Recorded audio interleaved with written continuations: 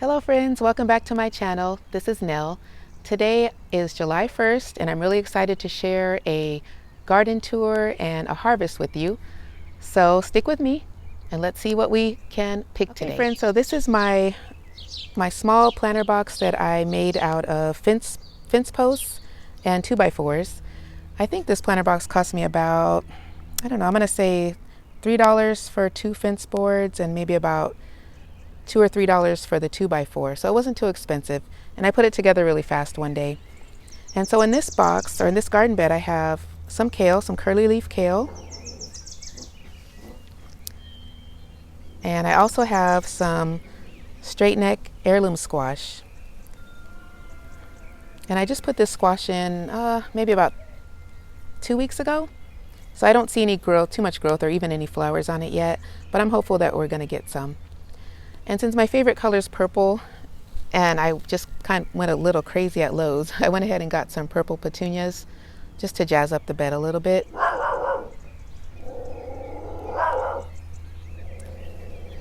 And we also, this is kind of like a kitchen scrap garden, so sometimes when we have scraps that I think might grow, we stick them in here. Like for instance, right here is some, the bottom of a piece of romaine lettuce. And then here are, I think those are leeks. Nope, that one's celery. And those might be leeks. So we'll just see what happens. So here's my corn, guys, that I planted in May. And then I'm trying out my hand at succession planting, and that's when you plant over, you space out your plantings over a couple of weeks throughout your growing season. So I planted these, I believe, in May. Let's see if I can still read this thing.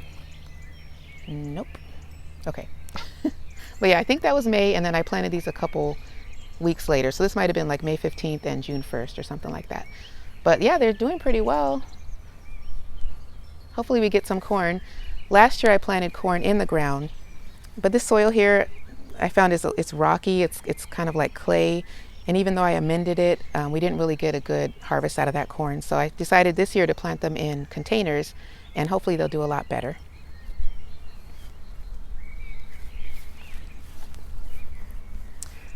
Okay, so here, oh, looks like I have something to harvest on here.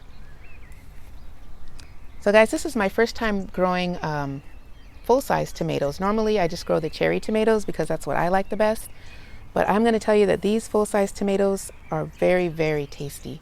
We've tried a couple of them and they are just so sweet. I mean, they have so much more flavor than the tomatoes you get at the store.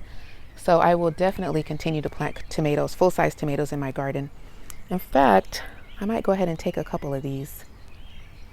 Let's see, because yeah, they're definitely ready. I think at least 1 or 2 are ready to be picked, so I'm going to go ahead and pick those.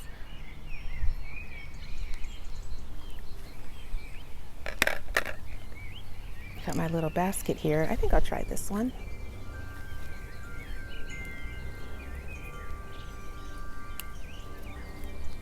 Oh. Has a little split right there, but that's still okay. And, oh, I see another one down there. Let's get this one.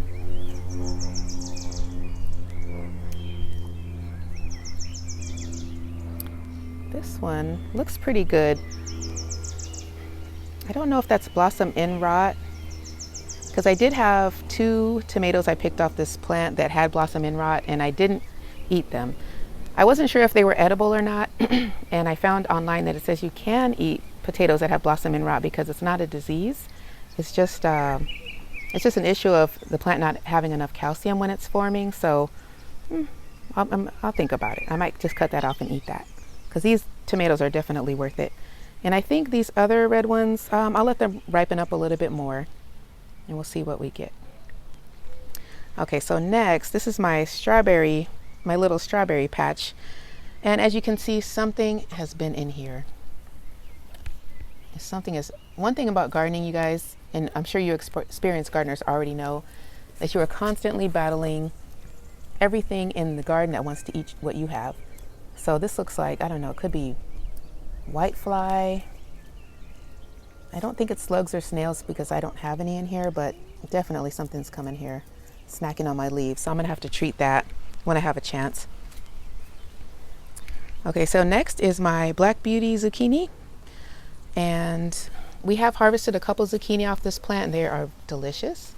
Don't have anything to harvest today. I do see some flowers though, that's a good sign. I also do see, oh man, leaf miner damage here.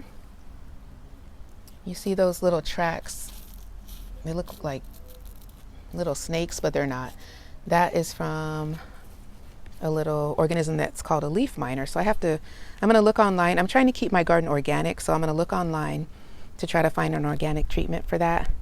I have been spraying neem oil on certain things in the garden, so I might just go ahead and try neem oil on that too. I'll let you know if it works. Oh guys, look at this. This is I think it's called, what is this called? A night sky petunia. And as I said, I love purple, so I could not resist these when I saw them at the garden center. Aren't they beautiful? They look exactly like a night sky.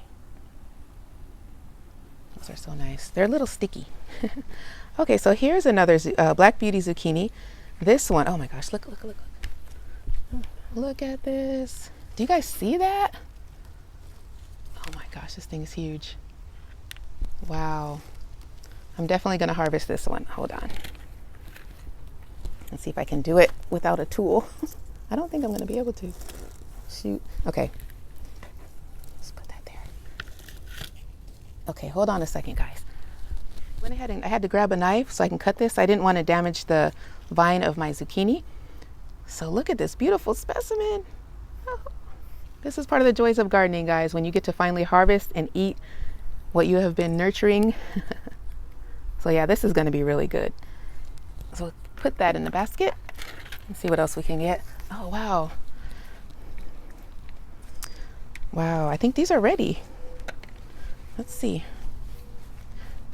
Now I'm really bad at keeping track of the dates that I plant things. I'm better at doing it with seeds, but when it comes to transplants from like Home Depot or Lowe's, I always forget to write down the date. So I bought these to be snack peppers, so they're not full size. So I'm thinking that this is actually ready to go. So I'm gonna go ahead and harvest it. Now when I bought this plant, oops, I don't wanna cut that green one. I expected the little tiny snack size peppers that come in a bag. They're about $3.98 a bag. That's what I thought I was getting, but I think maybe they were mislabeled, and these are very cute. So I can't wait to try this. I think I'll leave that one, but oh, here's another one. I'll take this one. Oh, there it is. How cute. Okay. And also in here I have Malabar spinach, which I have mentioned before. It is actually, I really like spinach and leafy greens, but here in zone 10, it's hard to grow those in the summer because it's too hot.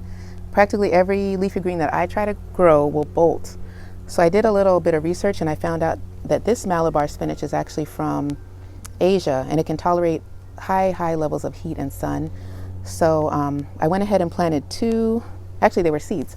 I planted 2 seeds in here, and we have actually harvested and eaten these. Oh, excuse my dog. Shh, Omar, quiet. Okay, sorry about that, guys. So we've harvested and eaten these, and they taste exactly like spinach, the regular spinach that we're used to getting from the store. But the difference is that because the leaves are thicker, that it definitely is more, I'll say watery. My daughter says slimy, but these are not slimy like okra slimy. These just are, in my opinion, they just have a lot more liquid in the leaves, retained in the leaves, because they are thick. But in my opinion, this is a great substitute for spinach. It has the exact same flavor. So I really like this. And supposedly it's a really prolific plant, so it supposedly will grow about 10 feet per season. And I do see that it's taking off. It's been taking off more as it gets hotter. So we'll see how it goes. Hopefully this pot can sustain all 3 of these plants. That's my fear, is that something's going to outgrow this pot, but we'll see. Oh, guys, here's my cucamelon. I recently did a video on cucamelon, just introducing people that maybe have never heard of it or seen it. It's a delicious little fruit. Tastes like a lemony cucumber, and it looks like a little tiny watermelon. Those are really good. Okay, let me take my harvest basket over to one of my raised beds. Okay guys, so before we get into this raised bed, let me tell you that I do not go out to stores a lot. My kids know this. My camera lady knows this. I don't go out a lot. But when I do go out, I go a little crazy because I haven't been out. So anyway, one day I went to Lowe's and I just went a little plant crazy. So I'm going to share what happened with you guys, okay? So first of all, I had been hearing so much about ground cherries. I heard that they're just absolutely delicious South American fruit, and I was so happy I found this ground cherry plant. I believe it was at Home Depot. Now the ground cherry is actually related to the tomatillo, so that's why the fruit grows in these little husks just like tomatillos do.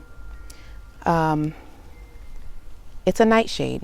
So one thing that you need to remember about nightshades is that the leaves of nightshades are poisonous, and so are the stems. So you never want to eat that part of the plant of a nightshade. In addition to that, nightshades that are not ripe can also be poisonous because they have a chemical, I think it's called solanine. I could be wrong about that, but there's a chemical in there that can make you very sick. So with the ground cherry, you literally do not eat it until these fruit are ripe and they fall off. So you harvest from the ground. I think that's obviously why they call them ground cherries. You never harvest from the plant. So I am definitely not harvesting this, but whenever I do see some on the ground, I will go ahead and get them. I've had them before. I had them one time actually, and they are absolutely delicious. Some people say they taste like pineapples.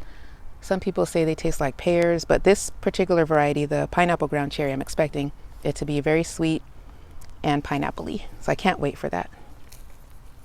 So yeah, that's something I bought on my plant crazy day. I also bought more petunias because I just love them. They're so beautiful. And let's see, this is the collard green that a coworker of my husband gave us, and this thing is magnificent. Look at this, guys.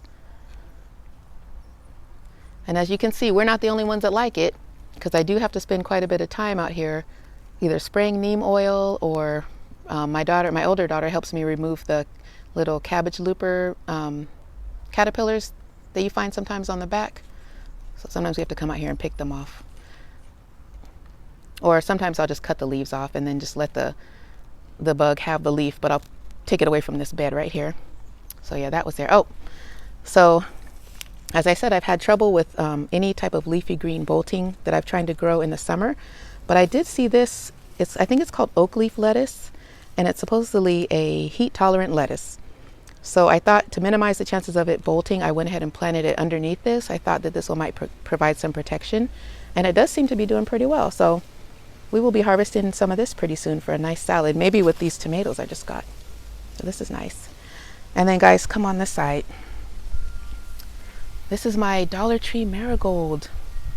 If you guys have been following me for a while, you know that I went to Dollar Tree, I think that was in March, April, and bought a box of marigold seeds for $90 basically. And I just sprinkled them in here, not really expecting them to sprout, but they did. Almost all of them germinated, and look how beautiful they are.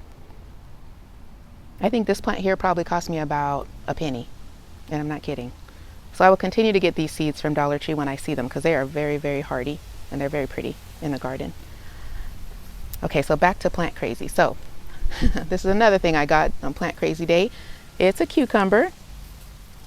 Now I do have the cucamelons, as I said. Those are little tiny cucumbers, but this is a full-size cucumber, or it will be. Oh, look at that. And it seems to be doing pretty well. Look at all those flowers. Hopefully it's getting pollinated during the day. I know last year I did quite a bit of hand pollinating. This year I've been, ironically, even with the lockdown, I've been a little bit more busy, so I haven't hand pollinated this yet, but I think I will. Oh, what else can I show you guys? Oh, so I think I shared in my last tour that we had cut down the chard. The chard was just getting so big, and it had started to bolt, so the flavor changed. So what we did is we cut the whole plant down to ground level, and we just wanted to see if it would grow back, and it has. It has, definitely. This is definitely enough to harvest, you know, to mix with some other veggies for dinner. Let's look at, oh, look at that. Look at that.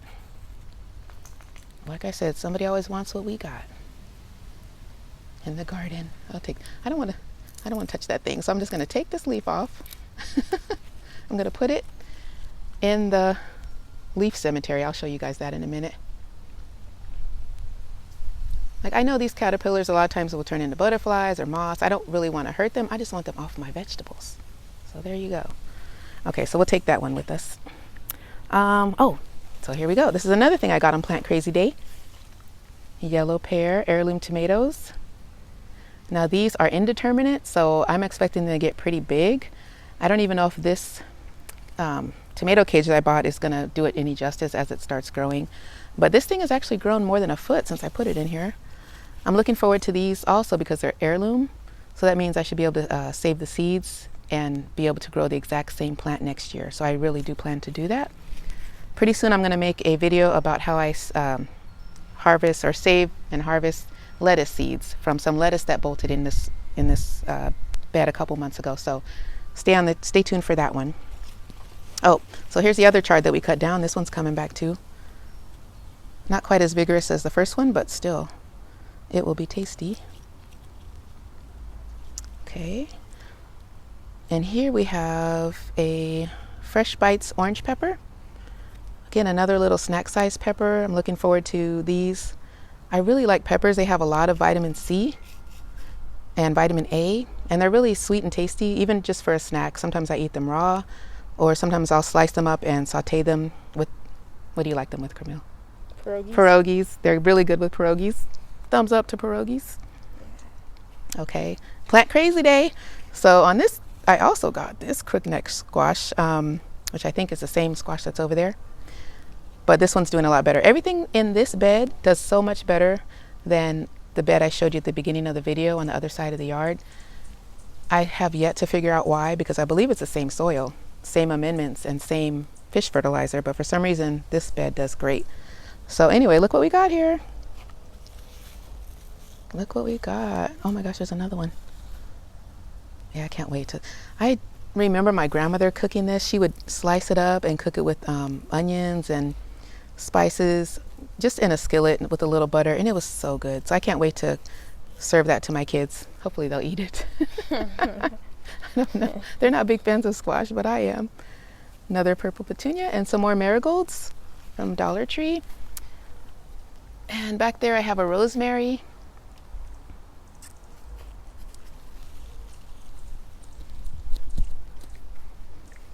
And I think I might regret having that rosemary there because rosemary does get really big. So at some point I might have to move that. And I also wanted to point out that I made a rookie mistake in this bed. What was it? I think brassicas and squash, I think are not compatible in the same area of your garden. I'm going to put text up on the screen after I remember exactly what it was. But something I did in this bed was a rookie mistake. And, you know, I make mistakes all the time. I'm not an expert, but I'm just sharing with you guys what I do and what works for me and what doesn't work for me. So, but I haven't seen any detrimental effects. Like everything looks like it's fine. So maybe they're far apart enough that they're not affecting each other. But there's definitely plants that do go together and don't go together in the garden. It's called companion planting. And it's something that could help, it could benefit us, but it could also hurt us in the garden. So that's something I need to learn more about as time goes on. Oh, let's look at these. These are my son's radishes that he planted. Doing pretty good. I keep them covered to try to keep the moths off of them. Oh goodness, look at this. What the heck? So yeah, these are my mustard greens attacked again because I didn't cover them up. All right, fine. I bought this pepper on Plant Crazy Day because I've never had a Marconi pepper. And the description or what I read online says that it's smoky, sweet and smoky. So that should be good, huh? Sweet smoky pepper. That should be really good. So I'm excited about that one. Look at that. All right. Oh yeah. This is something else I got. This wasn't Plant Crazy Day, right? This is when I went shopping with you. And I told you I was looking for spaghetti squash. I think so. Yeah. And I found one. So my middle daughter, I'm not going to say vegan, but she's plant-based. She gets mad when I say vegan or put any labels on her. So She's a plant-based eater, and she made us spaghetti squash one day. I think it had Alfredo sauce, and it was fantastic. Fantastic. So I'm going to try to grow some, and then I'm going to try to have her cook it for me. You think she will? No. No. Okay, this is cucumber. Cucumber, just a seed I planted. These are, yeah, the cucumber, the mustards, and the radishes are all from seed. These are green beans that I planted from a packet of seeds that my daughter got me for Mother's Day. Not this year, 2019. So I had more seeds. I didn't have space to plant them last year, so I went ahead and planted them in here. Oh, okay, here you go. So this is the leaf graveyard. So you guys see these leaves? So whenever I find something like this on a vegetable, I just put it in there. So hopefully it'll have a happy life in there and stay away from my plants. Oh, so here's some more night sky petunias. And then back here is our beets under attack. I have sprayed these with neem oil. I'm just feeling like the neem oil is not enough. I might need to step up my insecticide game a little bit. Oh, here's more of that Malabar spinach that I told you guys about. I just planted a couple more seeds in here. I plant loosely based on the square foot gardening method. So in square foot gardening, I believe every square foot you can plant, is it six spinach? So I just went ahead and planted those. What I normally do is plant 2 seeds per hole, and then I thin it out if needed. So as you can see, I had planted 2 seeds per hole, 6 holes, but something happened here. I don't know what. It's gone. Okay. And then here are my watermelon that I planted because half my family really likes watermelon. These are the Black Diamond. This is a variety we haven't tried growing before. We've tried Bush Baby, and those are delicious. Or is it Bush Baby or Sugar Baby? I don't know. It's a small one, and it's good, but this year we wanted to try something different. So my plan is just to let the vines cascade and let the melons grow as they will. We'll see if that works. All right. Oh, let's go to this one. Let's start here. Okay. So I needn't say any more about these. These are the Husky Cherry Red tomatoes. Guys, these are fantastic. These taste like candy. Once they're ripe, thank you, Camille. Once these are ripe, they are the most delicious thing. You have got to try these. If you guys don't try any other cherry tomato, try these. It is a hybrid, and I know some people really want to stick with heirlooms. If you do know of an heirloom cherry that tastes this good, please let me know. Leave it down in the comments and I will try it. And this is indeterminate, so this one's going to get pretty big. At first, I was not planning to stake it. I was planning to just let it grow as it may, but it was just getting too big. It was falling on stuff, and I was worried that, you know, my dog would get the tomatoes because dogs are not supposed to have tomatoes. So I staked it up, or I tied it up to this trellis that I built out of, Home Depot stakes last year. And so it seems to be doing fine here. I'm expecting it to grow a lot more too. And these are those are some volunteer strawberries from last year. I don't know what I'm gonna do with those. Maybe just leave them there. These are our green onion cuttings. As you can see here, I'm letting this one go to seed so I can collect some green onion seeds and start over fresh. These are very, very good. Purple basil. This was Plant Crazy Day. I've never even tried purple basil, but as I said, I love purple and I love basil. So I figured I'd try it out. And that's just a regular basil, which is bolting. Even though it's bolting, we still use it quite often, especially for pizza and spaghetti sauce. Whenever I think about it, I just come and take the flowers off. But I just harvest the little leaves and they taste fine. They're strong, which is actually what I like. Okay, so now we're gonna go to the forgotten garden back here.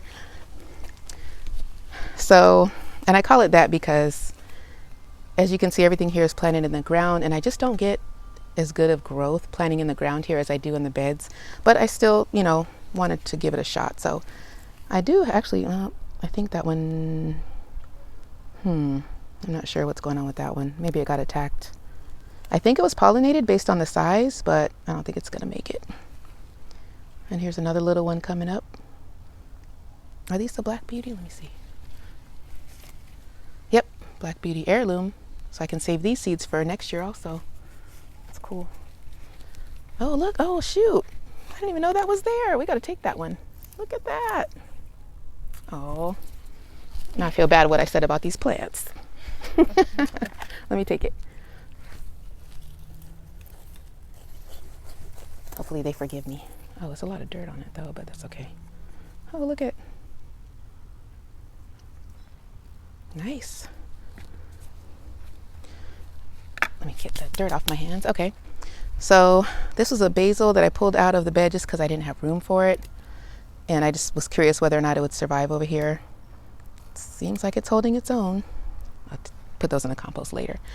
Here's my volunteer cherry tomato. So last year I grew cherry tomatoes, but I don't remember which type they were. And I found this little baby volunteer tomato plant in my bed. I knew I didn't have room for it, so I pulled it out and I just stuck it here. And it seems to be, I think it's going to make it. Yep, look at all those fruits on there. This is great. Look at that. Uh-oh, there he goes. Yeah, so I don't even, like I said, I don't remember what type of tomatoes these were, but I know they're going to be good. I do remember that. So guys, I wanted to show you one more thing. I'm not sure if I've shared this before, but one of my favorite foods is collard greens. So one day we bought a bunch of collard greens from the store, and I just wanted to see if I'd be able to plant it, just plant one leaf, and just was curious about what would happen. So I think this leaf is actually forming roots. It's kind of hard to tell, but because there's a string in the bottom of this planter pot. But I think it is, because it should be dead by now. Like, this was months ago and it's still green, it's still firm. So I'm just going to keep an eye on it and see what happens with this. But won't that be exciting if you can actually grow a new collard green plant from just one leaf from the grocery store? So I'm going to let you guys know. I try to keep it moist. I come and check it every once in a while. But yeah, that would be super exciting if that's possible. Oh, and then over there I have, surprise, surprise, another Husky Cherry Red, I believe, of course. And then this is a new variety, a Bush Goliath. That's a hybrid, so I won't be saving those seeds, and it's determinate. So it's going to grow to one set predetermined height, then it's going to set flowers and fruit, and I think there's going to be one harvest, and that's all. Whereas indeterminates will continue to grow and grow and grow and grow until like a disease takes them out, or frost. So it'll be interesting to see how these taste compared to the other tomatoes in my planter, what do you call it, bin over there. And of course, we love those cherry tomatoes so much I had to get a second plant. I think these were 3 for $10 at Lowe's. Plant crazy. Okay, so guys, that's it for my little July garden tour and harvest session. Thank you so much for sticking with me to just see what I'm harvesting from my garden today. And if I didn't say it before in the beginning of the video, I hope this video finds you guys all safe and well, and championing justice and equality all over the globe, because we really, really need that from everyone. So thanks again for watching Home Sense with Nell, where I talk about home decor, DIYs, gardening, and other topics relating to making your home your sanctuary, all on a budget. I'll see you next time.